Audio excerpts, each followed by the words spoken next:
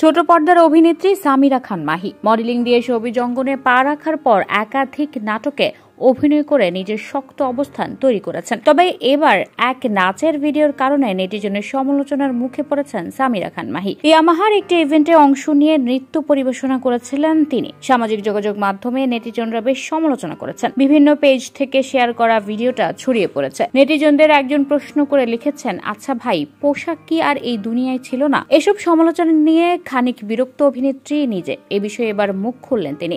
অভিনেত্রী বলেন, আমি ইভেন্টে অংশ নিয়ে 1 ঘন্টার মতো পারফর্ম করি। পুরো নাচের মধ্যে অনেকগুলো মুদ্রা ছিল, তবে সেখান থেকে কিছু অংশ নিয়ে সেটা জুম করে কেউ পাবলিশ করেছিল, যেটা দেখতে খুব বাজে লেগেছে। এমনটা করা মোটেও উচিত হয়নি। সমালোচনা প্রসঙ্গে তিনি বলেন, আমার সঙ্গে তো এটা কিছুদিন পরপরই হয়ে আসছে, এটা নিয়ে আমার আর কিছুই বলার নেই।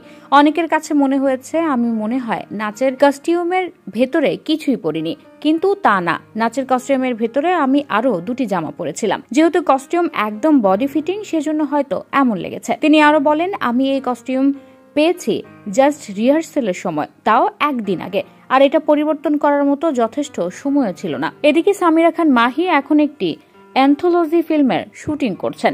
থার্সডে নাইট শিরোনামের এই গল্পটি পরিচালনা করছেন Zahid Pritam. You are watching Raj TV, Jagorone, Bangladesh. Please subscribe our channel.